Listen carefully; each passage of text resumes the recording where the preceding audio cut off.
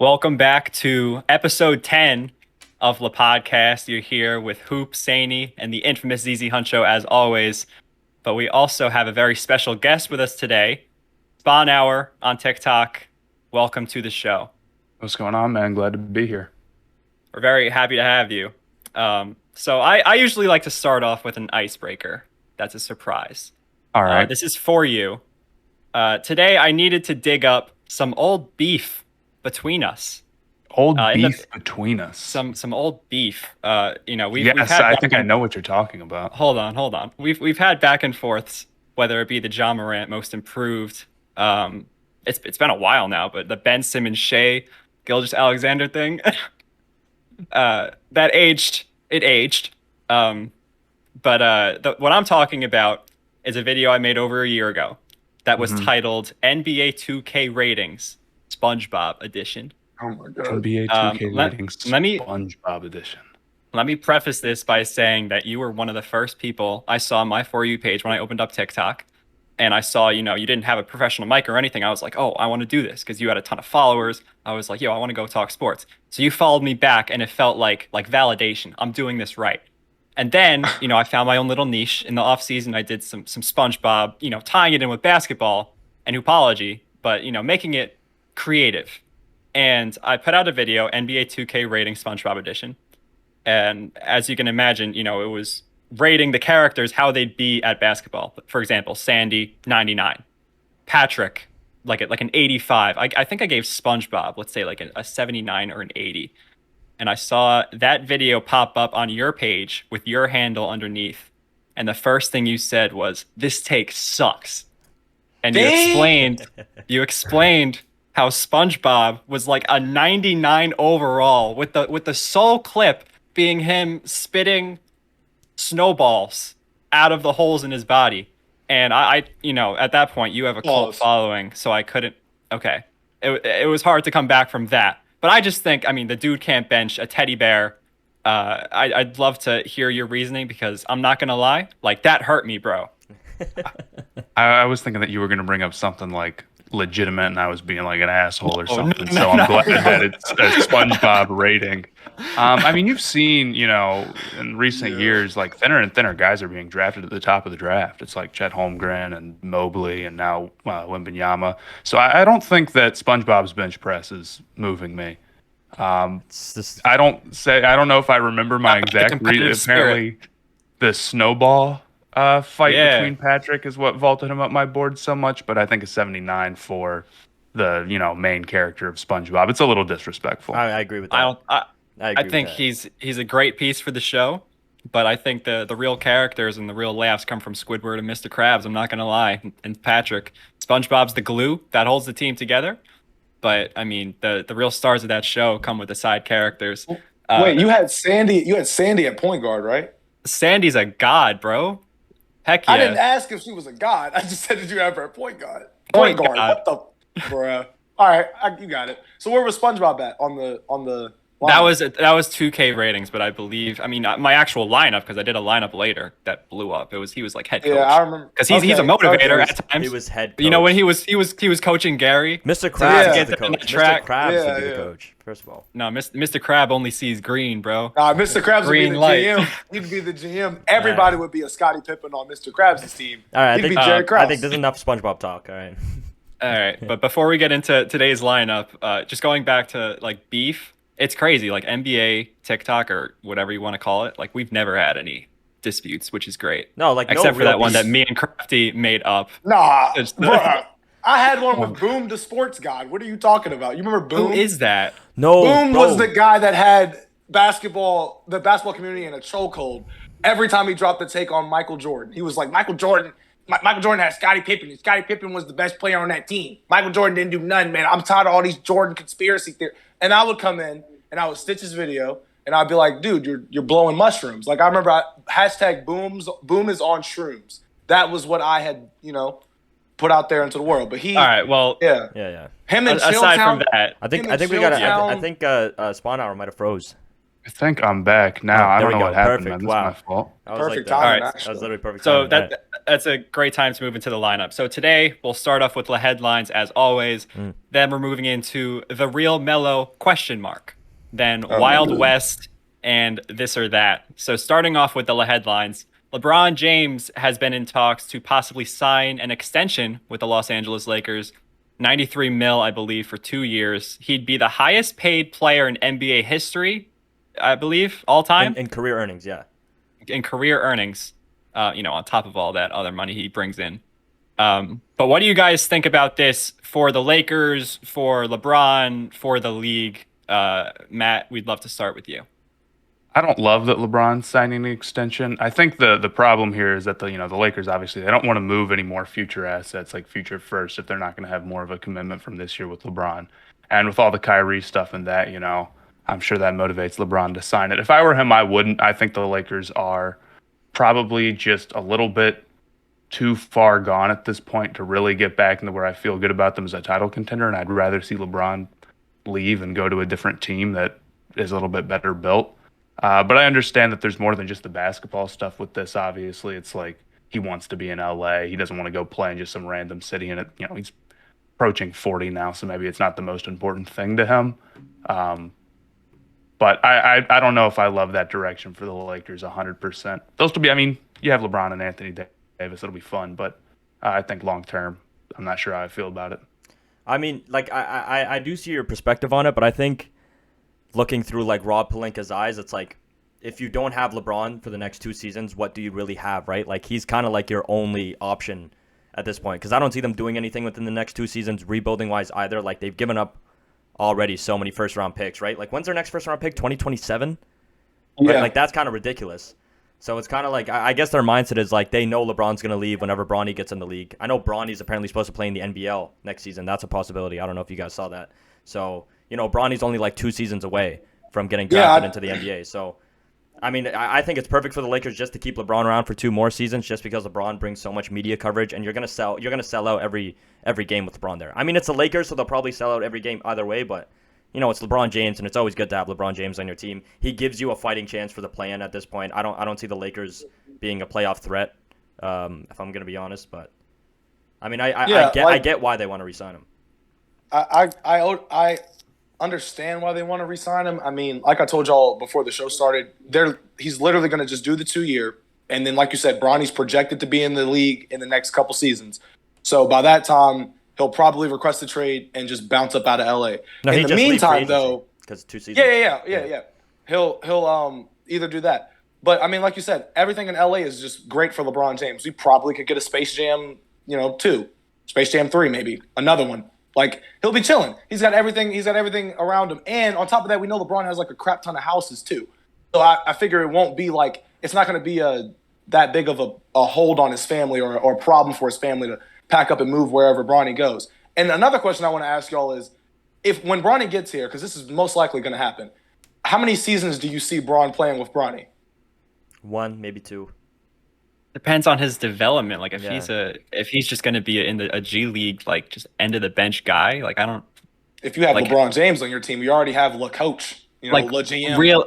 realistically, like LeBron can probably put up on not a contending team, but a good team, like 23 points per game for the next 4 years. Yeah. Which is crazy. Like we're going to see Right. LeBron break the scoring record this year. Yeah. The thing is, if you get a couple years, like, okay, let's say Bronny comes in the league and he makes a team and Bron goes and plays with him for 2 years. That'll be, 4 years from now? Mhm. How far away will Bryce be? Because Bryce looks really good, too. Bro, Bryce is 6'6" already. Yeah, he's bro, he got nasty. that growth Yeah. spurt. So I wonder if LeBron's thinking about that as well. Imagine you saw 3 he though. posted that. DBZ He posted that reference? Dragon Ball Z. Yeah. Yo, Bron's cooking up something in LA. We just don't know it yet. At that point, do you think they'll allow guys to go to the league right after high school? Like Some I think possibility they of it. do need to change that rule, man, because we see guys reclass all the time. So there's like 19-year-olds coming out of high school, right? And it's like Yeah. at this point, it's like, why go to college? Like the NCAA has been getting exposed, especially this past decade, on how they treat their athletes, right? And it's like, we've seen guys succeed coming out of high school. Dwight Howard, LeBron James, Kobe Bryant. Like, obviously, we've seen some busts, but at the end of the day, that's the player's decision to make if they feel their game is matured enough to go onto the league. I don't see why 1 year of university, and correct me if I'm wrong, can you even get a degree in 1 year? Like, you need, like most diplomas or bachelors are 2 years, right? So they're kind of wasting their time just going to I school. can't imagine the professors are actually serious. Yeah, with them. but you know what I mean? Like, why make a kid waste his time, go chill in a dorm for a whole year playing for a team that's not paying him when he could, and risk injury, right? Like, risk his career down the line when they could just go straight to the league, do whatever they want, make a bag, and then go back to school if they want to. Like that. A lot. Tim Duncan did that, didn't he? Like Tim Duncan stayed for 4 years. Sorry, Kevin Garnett. Vince Carter did that, where Vince Carter literally, bro, from his graduation flew to a playoff game. Like, that we've seen guys do that. But he was heavily scrutinized for that by the media and. But still, like we've seen guys succeed coming out of high school. I don't understand why that's still a rule. Yeah. I don't know. I think Adam Silver, because Adam Silver's an OG. Like David Stern was a gangster, but Adam Silver is an OG. Like he just like if something happens, he's ready to book a $500,000 fine on somebody if they mess up too bad. Like he's with the stuff. So I think he's definitely going to probably do that. Because like I'm saying, if you're good enough to play in the freaking league at the ripe age of 18, like let the dude play. This is America, bro. Come on, man. Right. No, I agree. I mean, Adam Silver's pretty forward thinking, so I think it'll happen eventually. Yeah, for but sure. I don't know if it'll happen by the time Bryce is around, but it might not need to. LeBron can play forever. And Bryce can go play for the Ignite, like the G League. Like I love how they're allowing guys to go straight to the G League. That's pretty cool too. So I think everything's opening up for the direction of guys are kind of gonna come out of high school. They'll go to high school in OTE, and then just the development's gonna be much better. Yeah, literally. But if we want to move on, but the last thing I want to say on this LeBron topic is, I remember when the Russ talks were happening and everyone was so against it because the fit was horrible. They would not be in this situation if they didn't put Russ on the team and listen to anyone else. I don't understand how the GMs don't see the spacing problem when we do. And they would not be in this predicament where they're trying to swap him for Julius Randle and Evan Fournier. And at that point, I think that's a good move. Because as much as Darvin Ham, I like Darvin Ham a lot. I've listened to a couple podcasts he was on. He seems like he's a straight shooter, someone who's going to be defensive minded and hopefully get, LeBron and Anthony Davis on the same page as playing team basketball. But with Russell Westbrook, like it's just a natural dent in the team that it's like it's hurting them because they have two ball dominant guys that do the same thing. So I just don't understand it, how we know more than the GM sometimes. But that's all I want to say. I mean, I agree. Wait, what did you want to say, Matt? Oh, I was just saying, yeah, I agree. I think they got too scared of trying to match the talent from Brooklyn, and they're like, well, we need to go out and have a big three. And they didn't really need to do that, and they just crushed themselves with the role players. It's not only a spacing thing, it's a defense thing. And then it's like, okay, you went and you traded for Westbrook. It's like, you're going to have to work really hard to make that work. And then they go out and sign like Rajon Rondo and DeAndre Jordan. It's like, how are you possibly going to play all these guys together? Yeah. That's exactly what happened. Y'all remember the game where they had Rondo, Russ, I think Dwight. Yeah, they had like one shooter on the court. Yeah. And sometimes it felt like Malik Monk was the only guy who was being aggressive. Dude, I literally remember watching that game because we were back here in college. I was with my friends, and I was like, you mean to tell me that as a coach, you looked at your bench and said, yeah, I want Rajon Rondo all and they Russell got, Westbrook though. That's all they have sometimes. On the court at the same time. I don't care. I would never put Rondo. I would never put Franklin the Turtle and Raphael the Turtle together on the court. They both can't shoot. They're both just there trying to make other guys look good. Rondo, I love him, though. Like, Rondo's the guy that you want running your offense.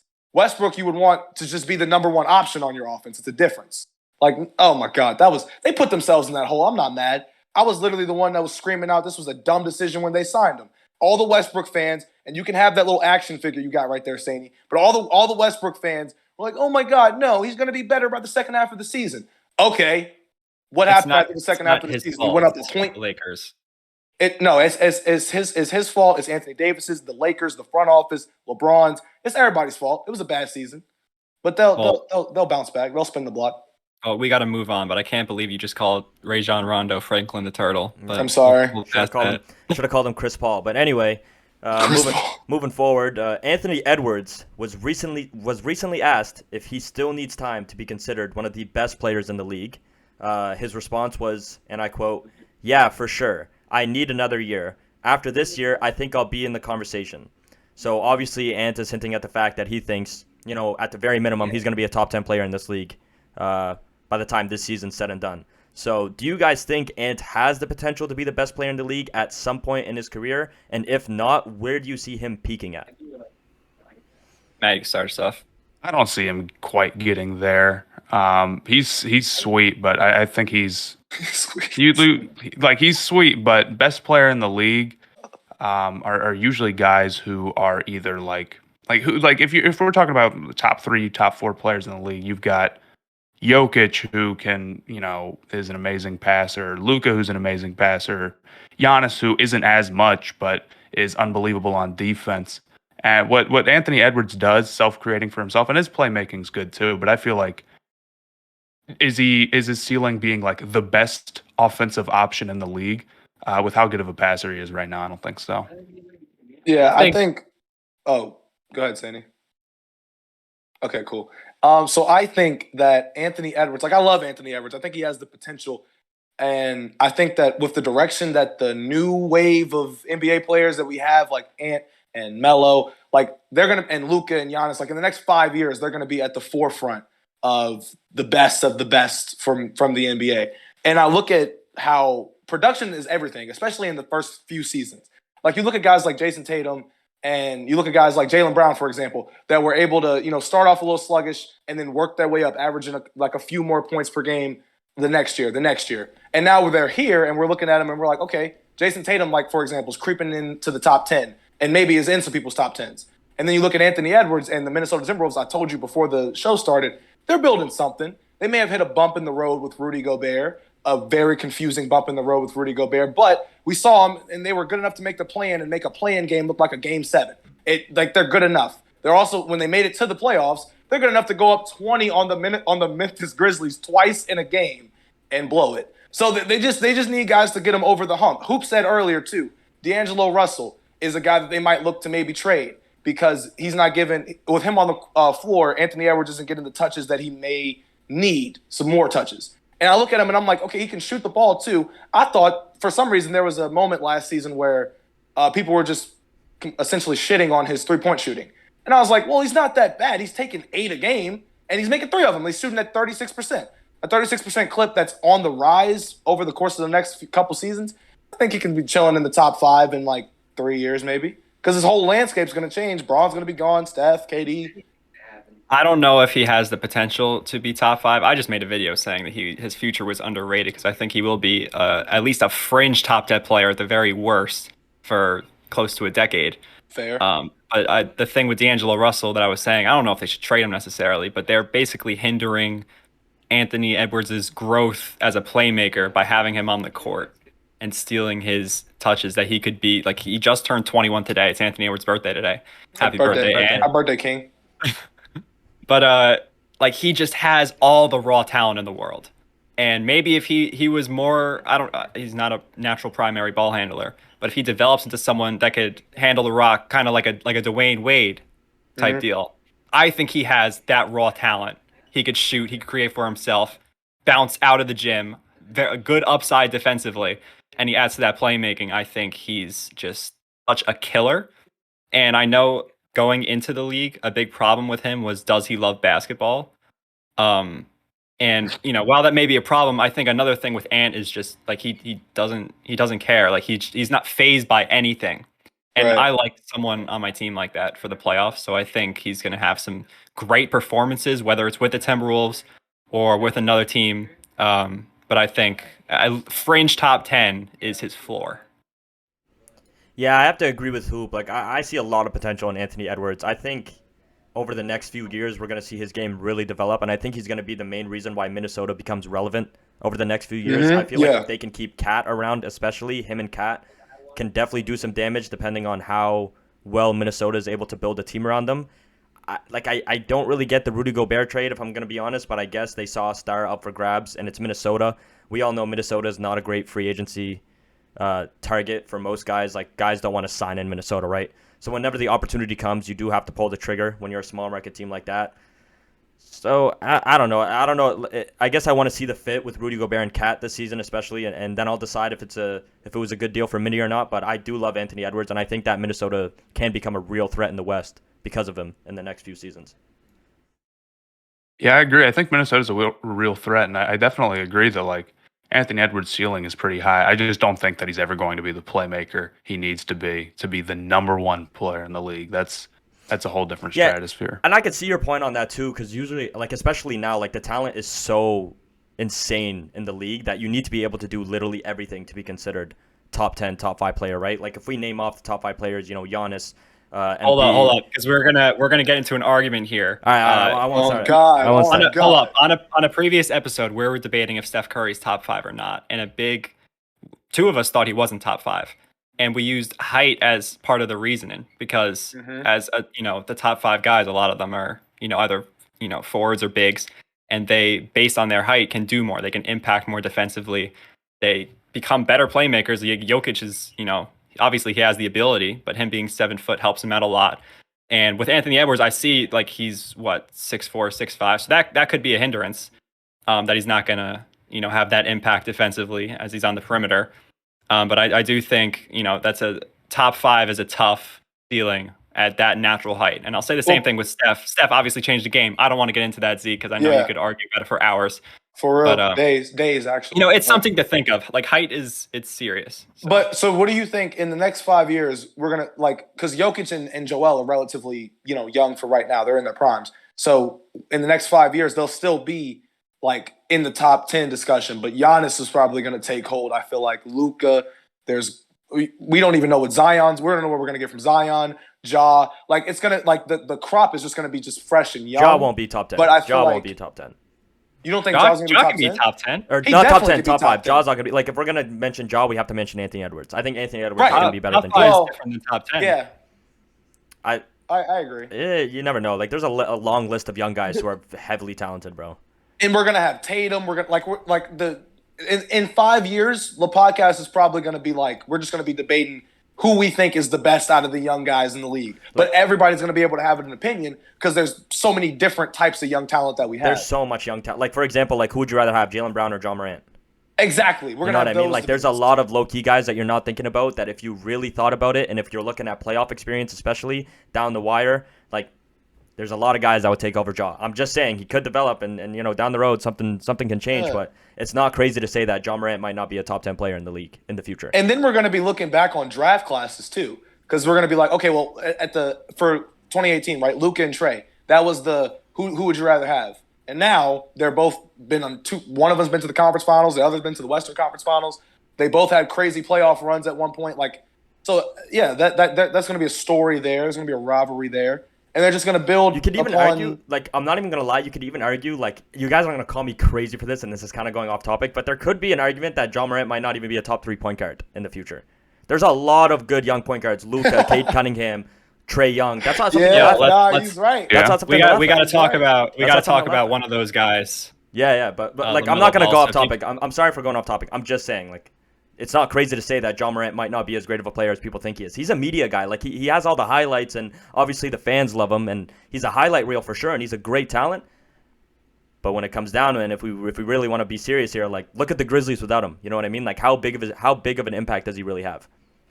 So we want to talk about part 2 of this question, and that's Anthony Edwards' counterpart from the draft, LaMelo Ball, who, Matt, you know a lot about. So we want to talk about his ceiling, either compared to Anthony Edwards, compared to the other point guards in the league. Where do you see him being in 3 years realistically and, like, in a dream world?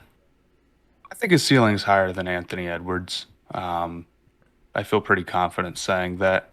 The thing with LaMelo right now is that he has an aggressiveness problem.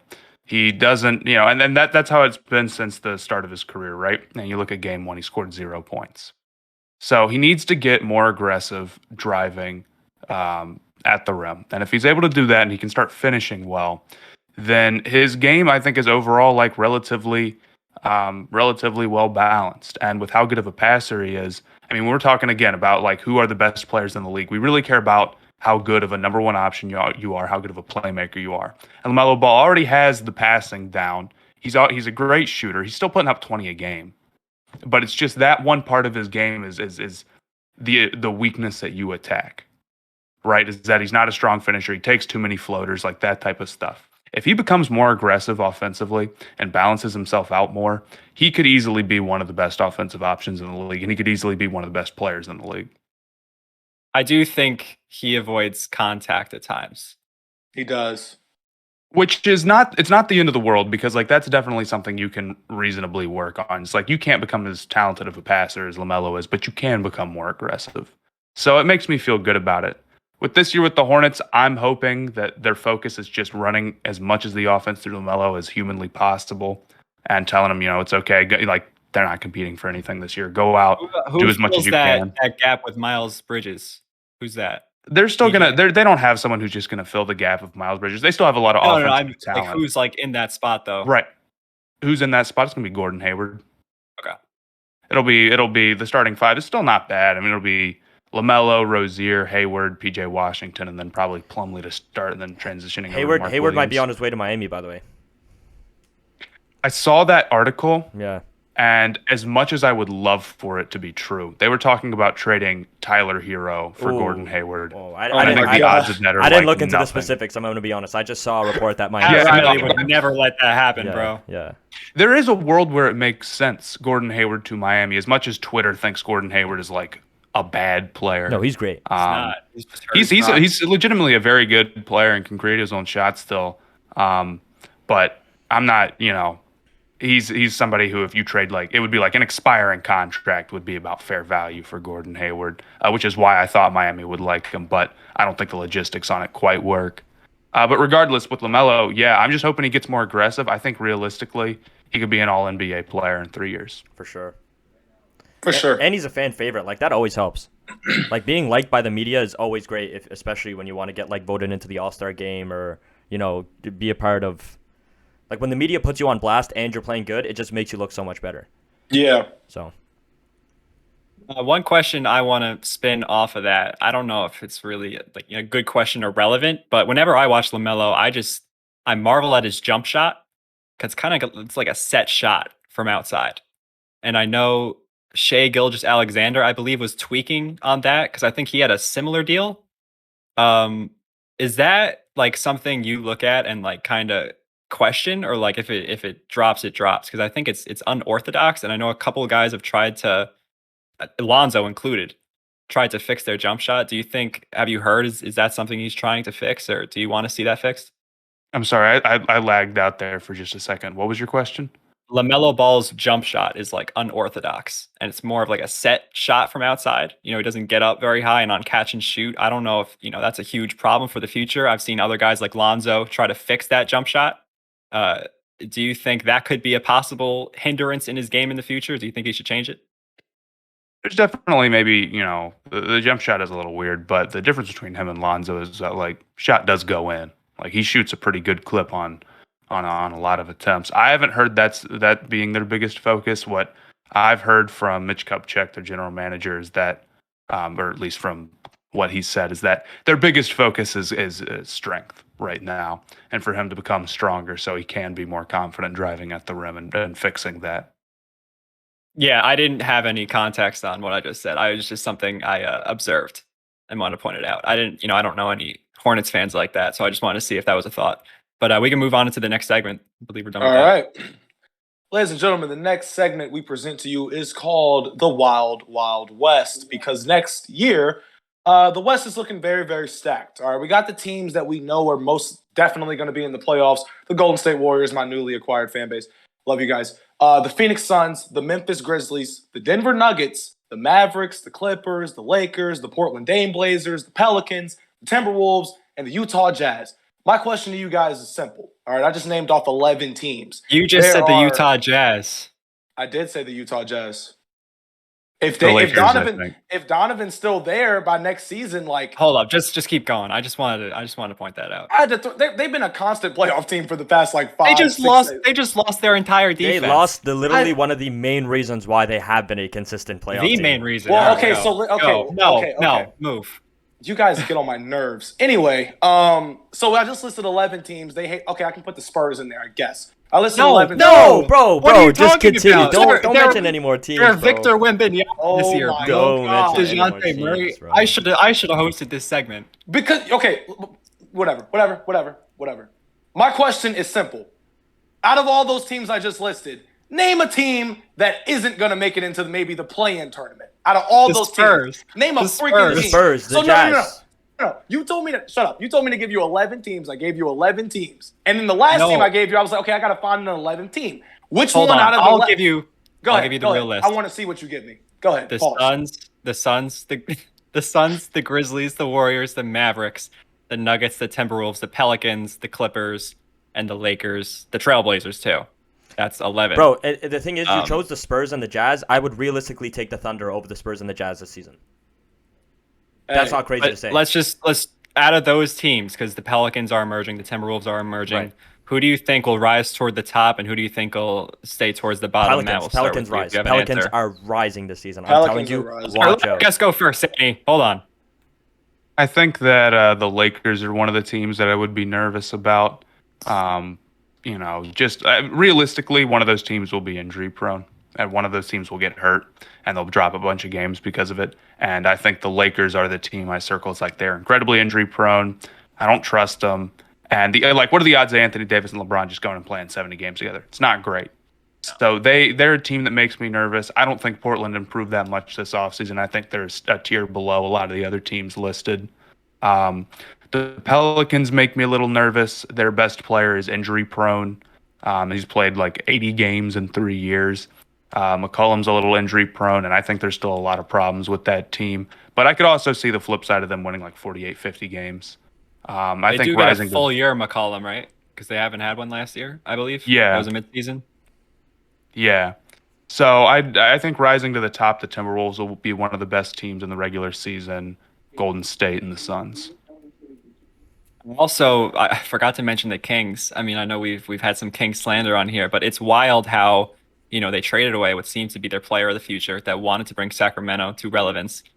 I don't want to say stuck with De'Aaron Fox and Sabonis because they're incredibly talented, but it just seems like they're not moving anywhere, and they're like a fringe play-in at best. And with the West, the way it's looking right now, I feel like you'd want to build for get young. Like, you don't want to compete now. Like, there's nowhere to compete. Right. If I had to guess some teams that I think will, rise to the top, I don't know how I feel about the Grizzlies going back to back with incredible records. I know a big part of last year's success was without John Morant. And I don't want to say John Morant's a hindrance, but I feel like it's hard to have continuous chemistry like that. As a Knicks fan, I'll say it because the Knicks had a magical season like that. And I don't want to say the Grizzlies are under the same spell because they have a legit star. But that's why they I'm nervous about the Celtics a little bit. Like, their regular season record, I know they seem to click it mid-season, but I saw them be terrible with the same roster. So until the Grizzlies, prove it to me, I think they'll be like a 6 or 7 seed. Hell no. Possibly worse. Well, why not? I mean, you got the Pelicans. Let's say they're fully healthy. They're legit. The Clippers, I think, are very legit with Finals. Kawhi I have Leonard them and going Paul to the George. finals. I have them going to the finals. I'm saying On paper, they might be the best team in the league, depth-wise. I'm saying the reason I'm saying that is because you just made the point about chemistry. I've watched this Grizzlies built this young core since the play-in game of 2021, and then they went into the playoffs, had a taste of it. I'm just a Knicks fan, man. I know. I'm just saying the Grizzlies. I've always liked their young core as much as I despise what's his name, Dylan Brooks. I like Desmond Bain, Jaren Jackson. Dylan Brooks works well with them when he can. They got guys like Tyus Jones, Clark, Xavier Tillman. They got a lot of options, a lot of ways for that team, and I like Taylor Jenkins. But I think that chemistry is everything in today's league. And you just mentioned how the Clippers look good on paper. They do. But we've seen countless times again where a team can look good on paper and just completely flop in the season. Clippers are one of those teams I'm not saying the Clippers are going to do that. I think that when they get Kawhi back and Paul George, I think they're going to be great. They're probably going to be anywhere from a top 5 seed or higher. But I'm saying the Grizzlies aren't going to slide out of being a top 5 team in the West because they were the best rebounding team in the league last year, though they didn't show it in Game 6, but whatever. They have a good defensive-minded coach and a good defensive-minded system. that an offensive system that you said is scary with or without John Moran. So I think that they have a lot going for them. They got more going for them than they got going for against them. Well, the thing that it's going against them is the health that is being returned to these other teams. Like you got to remember, like the That's Nuggets are getting true. Jamal Murray. That's the problem. You're praising the Grizzlies. They're incredible. The problem is the rest of the competition is going to rise up. So I Yeah, don't it's know going to where they're rise gonna up, but fall. it's also we don't know what we're going to see yet. That's my There's thing. only so many wins to hand out, like someone's got to win and lose every night. And if you got more competition, We don't know. All I'm saying is we don't know what we're going to see with what we're getting that's all right. returned. Like So we John Wall, Kawhi. We don't I know. understand It that. could be I a step understand that. slower, anything like that. But that's Yes. just how I realistically can view it because I've seen it happen before where guys are just kind of a step slow. Doesn't mean that they're going to be terrible. Like they can still Yeah, win yeah. games, but yeah, that's how I So see it though. we talked about the regular season. Now I want to go into the playoffs. So if we could just name off like 3 teams that we think, can be second round or better, or teams that we expect to go far, or finals favorites from the West. Matt, if we could start with you. It's a tough one. I like Golden State to make the second round. I might like the Timberwolves. Okay. I'm fairly high on the Timberwolves. I think they have a good shot at being the 1 seed straight up. Yeah. I like the Suns still. I think they're bringing back mostly the same team. I guess that's boring, but I'd have to. The Mavericks, I didn't love the moves they made. The Grizzlies, I actually agree. I think their 5, 6, 7 seed range is reasonable for them. They're going to be without Jaren Jackson Jr. for a lot of the season. That's going to be killer. And then with, Golden State maybe having Draymond the whole year this time and the Nuggets being better and the Timberwolves being better, it's like, yeah, I could see him being that low. But I'd say my 3 favorites are, I guess, the Warriors, the Suns, and the Clippers, but I think the Timberwolves get a high seed and also make the second round. So if I had to pick the whole second round, that'd be it.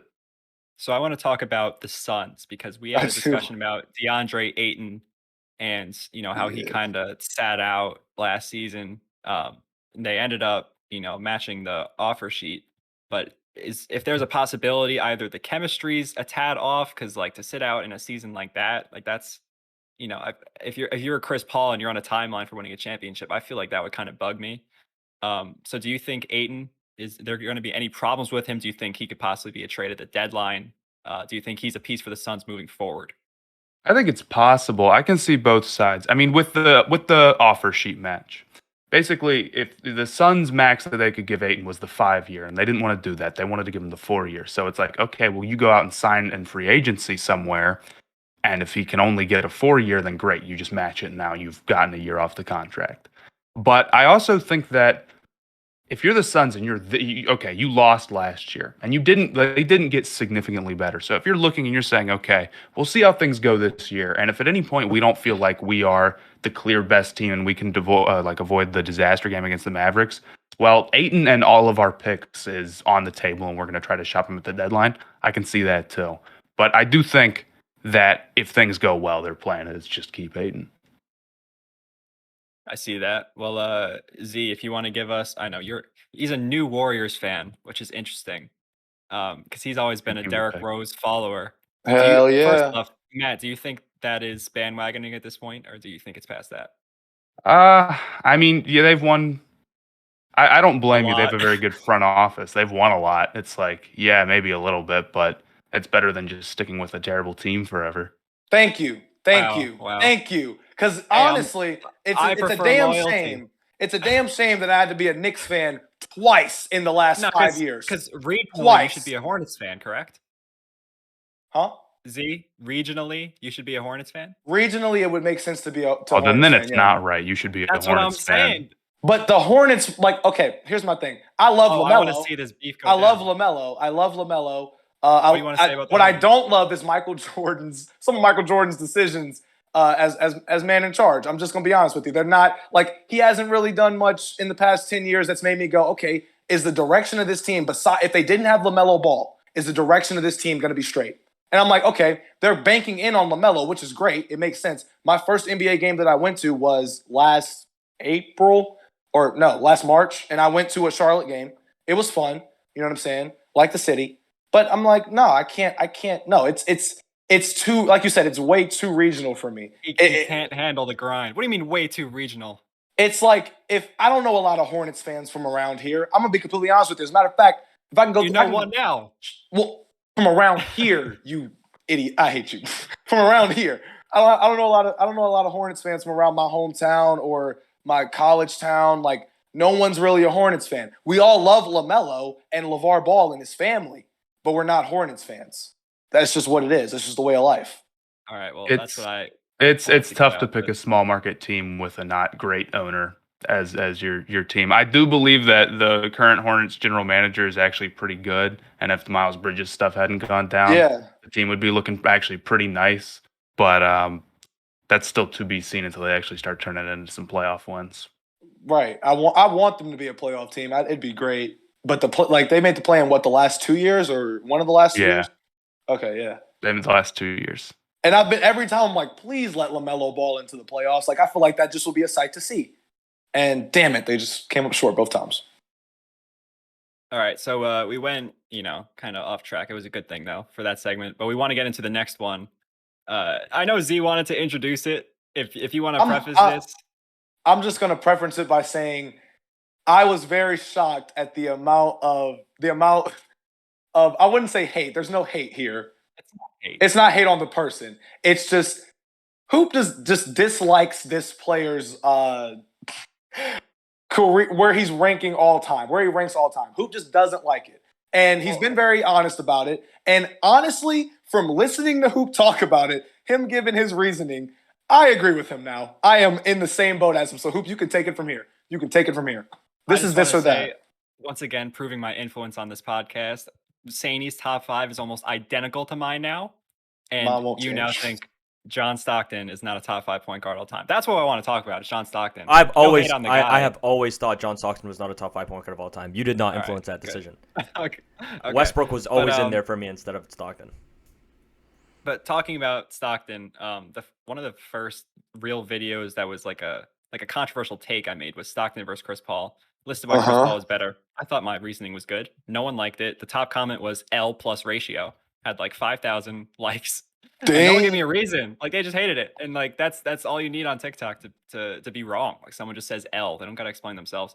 But I understand like the assists and the steals, like that's the one major argument. And I just think that's a lot to do with longevity, and longevity matters. He played 82 games for so many seasons. That's like some Iron Man stuff. But at the end of the day, I think talent matters. So for this segment, where it's called This or That, we're gonna imagine it's a 3-on-3 just pickup game, and you have to draft one of these two guys. One's John Stockton, one's another point guard. Peak for peak. So this is like I think 17 and 14 Stockton, peak version of this player. We're gonna go in order. I'll say the player. Matt, you go first, then Sainey, then Z. I just want to show the viewers out there if you're doubting me. I don't think John Stockton's top 5. This is a big reason why. So pickup game, Steph Curry or John Stockton. Yeah, Curry. Do I actually have to answer that? Curry. Light skin Jesus. Magic Johnson. Magic. Magic. Irvin Magic Johnson. Prime Russell Westbrook. Prime Russ. Yeah, prime Russ. I'm Russ. Prime Derrick Rose. Prime Derrick Rose. Prime Derrick Rose. I'm Derek Martell Rose. Pistons Isaiah Thomas. Take Pistons IT. IT, easy. IT. Prime Oscar Robertson. Yeah, I'm taking Prime Big O, but also I'd go to Cincinnati, and he went to Cincinnati, and I got a big statue, so I'm biased. But it's still the right answer. I give the Big O. I'm gonna go Big O because on 2K he is really like that. So yeah. Steve Nash. taking Nash. This is getting down there, Okay, and this is low-key getting That's no, what I'm saying, I think man. it's Steve Nash. I feel very confident that Prime Steve Nash is better than Prime John Stockton. But it's crazy. You can list a lot of point guards that you'd have in their prime. Like we're talking one season that I would take over John Stockton's best season. We're gonna keep going. Sainey and Z, what do you think? Nash. Nash or I'm taking Nashville. Yeah. He's not even in his prime yet, but John Morant. That's tough. That's a tough one. I It think is I'm going tough. Stockton there. I'm afraid Stockton was one of the better playmakers of all time. I'll say this. Now Stockton, he also was like a second option for a lot of his career. So, what do you Morant's like make of that? But 27 points per game. He yeah, bounces. Morant put up a lot of points per game, sure. But if people are sitting here debating whether or not he's even like helping his team win, maybe it's That's a little bit deeper than understandable. that. I would take. I don't know. I guess it depends on the team, but yeah, I would take maybe prime Like in a John pickup Stockton. game, like just random Oh, dudes in then the in a gym. pickup You're game, yeah, I'll taking take John Morant. Now, You're then taking John pickup Morant. game, I'll take John Morant. Yeah. Okay, Ja. I was about to say. I thought you meant like. I was about to say. Okay, well, in No, terms of being bro, a point it's guard, just like LA Fitness. Like you're taking LA John I'm Morant. taking Ja. Yeah. Like Hell with yeah, all I'm due taking respect, Ja. Stockton, he's 6'1", 170. I don't care how scrappy he was. Like I'm taking John Morant. I'm And taking then Ja. no disrespect to one of the greatest point guards of all time. I just wanted to open eyes for the viewers. Respectfully, John And Stockton this is is not my top only 5. argument. Like he's never been top 7 in MVP voting. I could go on. I didn't even say Chris Paul yet. So Chris Paul. I'm taking Chris. They're both losers. Chris so. I Paul. think we lost Spawn Hour for All a right. second. Yeah. I Chris like Paul? that. Oh, Chris Paul with ease. Chris Paul. Yeah. Linsanity. Okay. You see, now I'll go. Now I'll go John Stockton. Come God on, bless Jeremy man. Lin. though. Crazy, God man. bless Jeremy Lin, though. Luka Doncic. Luka. Luca. Luka. I just want to say That's that not was even a like hot take. that was like 10 or 11 guys. Isaiah Thomas on the Celtics. And pickup? Yeah, give me prime IT. I mean, He's you'd probably be gonna go fine for either like way. 75. IT easily. IT. IT. So that's really all I wanted to say is that there's a lot of guys peak for peak, and I probably missed some. Like I know we're getting real disrespectful, but like Well, Steve peak for Francis- peak. I will say this though, it's like the long. Would you rather have, as of right now, Luka for his entire career or John Stockton for his entire career? I'd take John Stockton for the 20 years he played over Luka for 3, right? Yeah, but I'm saying longevity is obviously a factor, but I just Right. think if you're So- going to be better than someone else for a long enough period of time, I think that's enough to I'll tell you Yeah. at this least too. influence the all-time debate. If I'm sitting there and I walk into a freaking YMCA, the local YMCA, and I see John Stockton and I see Sean Livingston backing some dude down in the post, pause. I'm going to take Sean Livingston in the post over John Stockton and his cute little interception steals. We got to keep our credibility here. All right, so I don't give a damn. respect- Sean Livingston never missed a fadeaway jumper. I'm taking that. I'm sorry. In my offense, in ZZ Huncho's offense, give me Sean Livingston on the block. I don't need John Stockton coming up the court saying, "Oh my God, where's Carl?" I don't need none of that. I need Sean Livingston doing his thing, and then everybody else is just gonna, play around him. I'll take that. And he's bouncy too. He dunked on Harden or crossed Harden and dunked on whoever was in the paint. Like he's. Are we actually talking about Sean Livingston over John Stockton? He has his flu shot. Nice. He does have his. He's But I just want to say, like, I don't think there's another player that's regarded he's widely regarded as a top 3-point guard all time, John Stockton. Really? That you Top put three? it, I've at least from people like I on knew it the was top social 5. media platforms. Okay. Analysts don't have him that high, but a wide majority of people, they see the assists and the steals, like, yo, he was that guy. Mhm. And I just don't think there's another player in a top 5 or top 10 conversation overrated that heavy because of their play style. Like if you look at like Dwayne Wade and you compare prime Dwayne Wade to guys under him, there's not going to be that, like, only Right. maybe a couple that are over him. And I think the whole traditional point guard thing is, I don't want to say pointless, because that's, I guess, the way you want point guards to play. But the best point guards of all time, like Steph Curry's a scorer, and like Yeah. Magic can do a lot. And traditional, if you want to talk about traditional point guards, guys like Jerry West and Oscar Robertson were putting up numbers. So I think Yeah. his play style should not be elevated because it's more of a point guard's play style. Like if you play the position and you have a bag, you should be awarded for that. Like Chris Paul has a bag, he's going to use it. John Stockton, if he could shoot like Chris Paul, he would shoot like Chris Paul. He just played to the things around him. He had Karl Malone. I'm not dissing John Stockton, but he didn't win anything. So Shoot, in the last like 3 years, the top 5 point guards all time list that I've seen, the majority of the time features, not in no particular order, But like Steph, Magic, John, IT, and Oscar Robinson, and I see maybe a Chris lot of Paul or people, Russell Westbrook, yeah, with Big depending O on in the top 3, but Stockton's widely top 5. I just don't Exactly. think he's I've there. seen a lot where he's like top 4, top 3, or at number 4, at number 3. And I've always been like growing, like when you kind of grow up and you're just listening to everything, you're like, okay, this makes sense. Like you said, longevity, assists, and steals. But now I'm looking at guys like Chris Paul and even Russell Westbrook, and for what they've done, like, and what they've been presented with, and what they were able to accomplish with the crap that Russell Westbrook had to go through, and what they did with it, individual success and all that stuff. And like you said, the term point guard, traditional point guard, is just subjective. It's whatever you think it is. But for me, I'm looking at Steph and I'm like, yeah, he can score better than Magic Johnson. Doesn't mean that he's a better passer than Magic Johnson, but also they're listed as point guards, so they're just playing to their strengths. Like whoever the better player is, you know. I don't. Yeah. And I He's just a little tough to judge because Malone, like he played with Malone like through his whole prime, and it's like that. Right. He was never higher than top 10 in MVP voting. I don't think, but never higher than 7. he was never higher than 7. But like also, if he was playing with Malone his whole career, it's like that's makes it really hard to be any higher than that.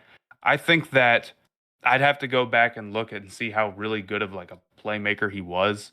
But I think I can see I think I might lean that he's 5th for me. Over who? So who would be ahead of him? Who would be the notables behind him?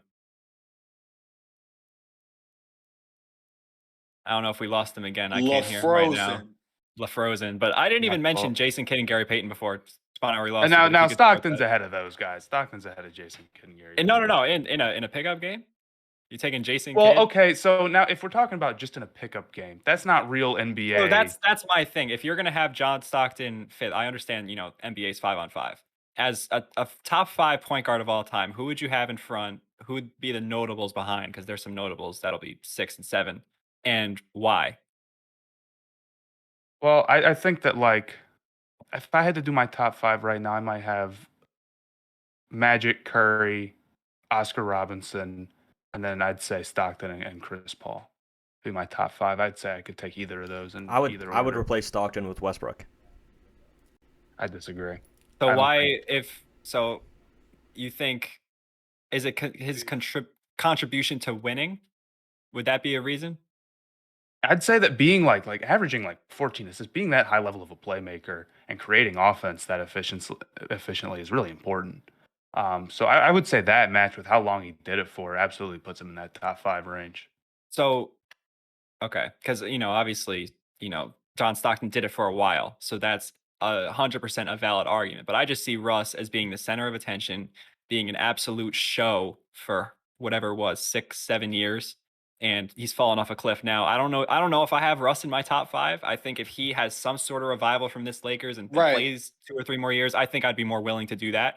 But just when I see his prime and I see he's done it long enough for me, this is not a Derrick Rose situation, and I see that he's been an MVP and someone that can just like be a team, it's hard to have Stockton over him with all those different factors. That's fair. And I think Russ is an incredible. So how do you well. feel about Steve Nash then? Who could do the same thing? Steve Nash is interesting because obviously he has the hardware, and I think he's a better playmaker than John Stockton. I think his shooting off, like, I view John Stockton as a catch and shooter. And I'll be honest, I have not watched all that much John Stockton tape, but I've seen some finals games and the way he plays. I think Steve Nash is more of a complete offensive player. And I think the way the system runs around him, is just, he didn't have a Karl Malone. I mean, stat was nice, but I meant against Westbrook. Oh, if Westbrook's biggest argument I is, do have Nash over Westbrook. Yes, Nash is in my top 5. Yeah, he's in my top 5. I disagree. I think I'd have Westbrook over Nash.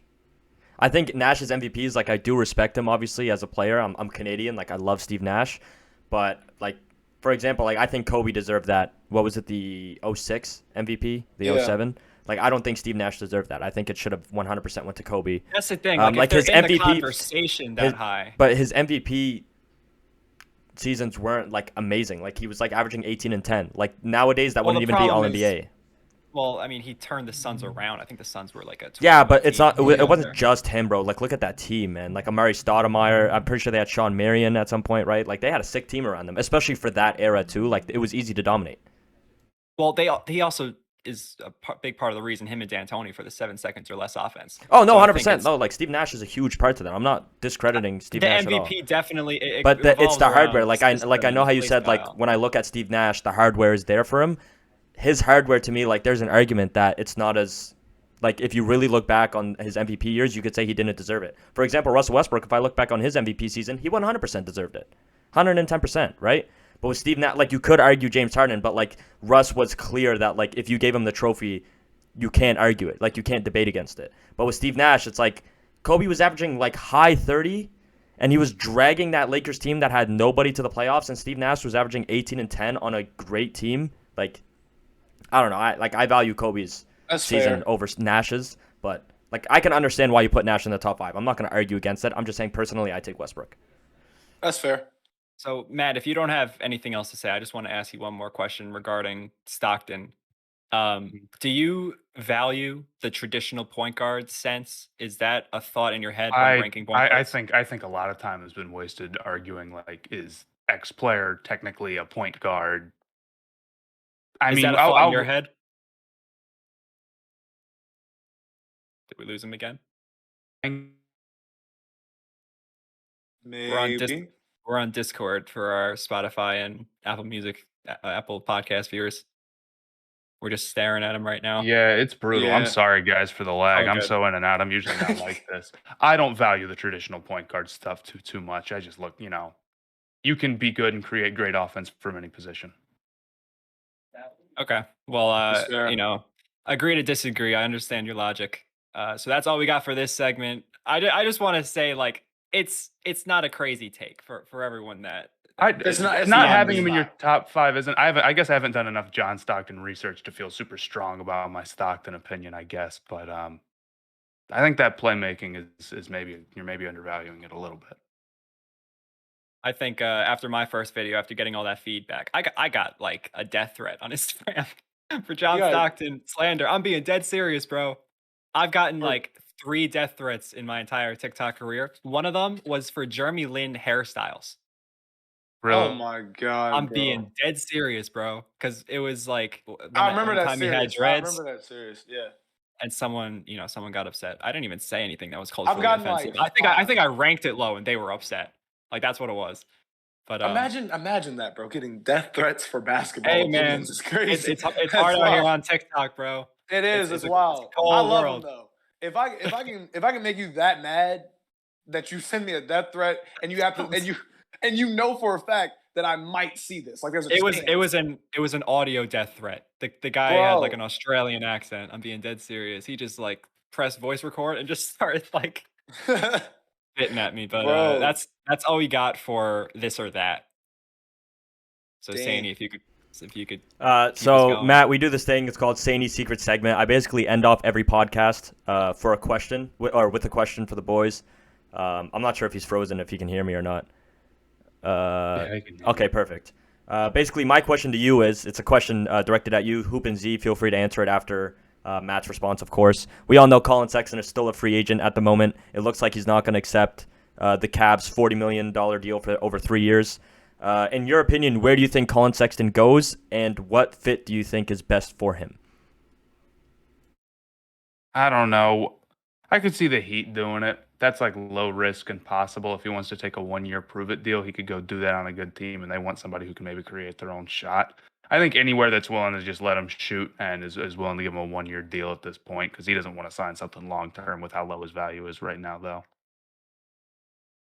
Agreed. I agree. I would say I'm a fan of Colin Sexton too. I was always wondering like how because we know Cleveland's building something, so I was just wondering how Colin would be, kind of inputted into that, even though he was out for a while, and I was just waiting to see what was going to happen when he got back. But like you said, a lot like taking something like Miami or taking a 1 year and kind of banking on yourself. We've seen it work for some players before. Hell, it worked for Miles Bridges.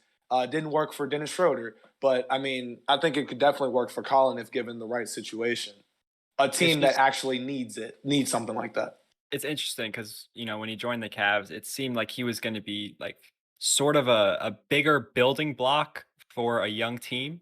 And if he Yeah. goes to a contender on a 1-year prove it deal, it kind of like you lose hope in that. And I don't know what his ceiling is. So I don't know where he'll go. Where if his mind is still set on I want to be a 18 point per game scorer, um, but I do think he has shot creation ability that is untapped. Mhm. And his intensity and his desire for winning is definitely desirable by a lot of teams. So wherever he ends up, I'm just hoping for success. Yeah, I same. don't hate on anyone except for maybe Grayson Allen and Miles Bridges at this point. But Well, plot twist, because what if Colin ends up in LA? Like, you remember he wanted to play with LeBron when he got drafted. So, I what if don't he know. what if he I ended think up they already got Gonna take Monk's minimum. replacement in Lonnie Walker, who I mean he's just a raw version of Colin, let Malik me tell you what Monk. you need to do. Let me tell you exactly what you need to do. What you need to do is you need to lay low for a couple years and wait for Bronny to get there. When Bronny gets there, then you make your way to that team however you can. You step on toes. You step on front office toes. You tell them to trade you there because you know for a fact LeBron's going to be there. And then we could see Bron and Kamehameha, his sons, and Colin Sexton. It'd be crazy. I think it'd be a good move. If I were him, I'd do it. Lay low for a couple years till you're 150% ready. That's all I got. That's all I got. Those are great answers. Thank I you, I sir. agree What- with Matt. I think Miami would be the best option, but that's my opinion on it. Do you think they keep Tyler Hero? Yeah, like they could If- sign Colin Sexton to a friendly like a friendly 1-year deal. It's a low risk for Miami, high reward, and Colin Sexton could go out there. Is prove it for himself. Oladipo still on their books? Yeah, I guess That's what maybe I was I'd thinking have to about. really go look and say. Yeah, I mean, I haven't if done there too was a much good research fit out yet. there, Colin Sexton would probably be signed. That's maybe the real answer. But Yeah. And you got to remember, Miami has a lot of injury history now with their guards. Tyler Hero's been out Yeah. for a bit. Victor Oladipo, we all know about him. So if Lowry's you can old. bring in Colin Sexton on like a 10 million 1-year deal, like I would do it for sure. Sounds good. Definitely. All right, looks like we Same. want to wrap things up, right? Everybody has their opinion out. I got one more question. All right. I mentioned it early. I mentioned it earlier in the show. This is for Matt. When it comes to the Ben Simmons, Shai Gilgeous-Alexander thing, the Thunder, they seem to be in a new direction with all this young talent, and maybe they pull the trigger on all the picks soon. But do you think Shea is a part of their future, or do you think he becomes like another option on another team? And comparing him to Ben Simmons, like I think Ben Simmons, he's underrated at this point. I got to stick to my guns. I just think, Shea on another contending Yeah. team is like, he's 18, 20 points. I think Ben Simmons could be more than that, but I just want to hear what you think with those two guys. do you think Ben Simmons is better than Shea right now?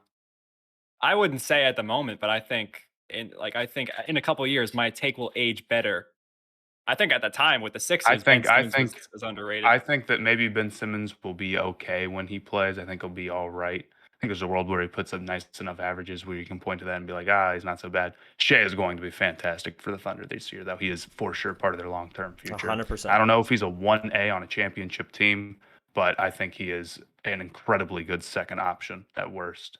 He's a great playmaker. He's a great scorer. I really, really like him. Well, Also I has just that- also put it out. has that I think- clutch I think gene. he shot. He also has I think that clutch he shot gene. like 30% last year. You're a He Thunder had a fan. down year with the splits. I think when that balances itself out a little bit more, and maybe the Thunder also are playing a little bit more competitive basketball, it's going to go up. I And agree. You got to understand, Shea- like the Thunder's lineup was changing so like every game we had a different lineup. Like Shea had to work Yeah. around so many different sets, and like they were never set on anything, right? So I think this season it's going to be a lot different, and Shea's going to be a lot more comfortable. They seem to be trusting Giddey a lot more to be their main playmaker, and Shea to be their primary scorer, which I think that's how Shea can excel, making him an off-ball scorer.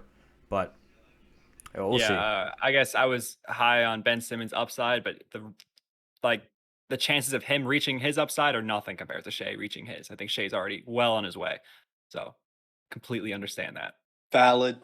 But that's all I got. All right, well, this was a great episode, Matt Spawn Hour. Thank you so much for hopping on the show. This was great to have you. Let's episode just 10. shout out our chalkboard. Oh yeah, We so Hoop if you want to do that. yeah. New app. It's kind of like a sports Discord. We have our chat room set up. You should join Matt's too on Stay Hot. Yeah. Yeah, I got you a plug. But we're going to be doing a new segment, Q&A. It might be called something different, like let Q&A or something creative. But we're going to take one of your questions every episode and put you on the show. Not as a voice, but as your question. We'll say your username on chalkboard, and we want to get back to the community a little bit. We want to get you guys involved. So whether it's at one of us, like a personal question, or if it's about the NBA, something you just want us to talk about, please get at us on chalkboard. I'm gonna be the one. I'm gonna be the one that's doing that. So y'all can like drop your name, whatever you want to be called. We'll call it out for you as long as it's appropriate. Do not test me. Do not test Easy Huncho. But yeah, it'll be fun. A great way to engage with our fans. We love you. But yeah, Matt, we loved having you on the show. Thanks for having me. We could finally meet. And that's a wrap. It's a great episode, boys. That's we'll see you for episode 11. Rest in peace, Bill Russell. Rest in peace, Rip 6.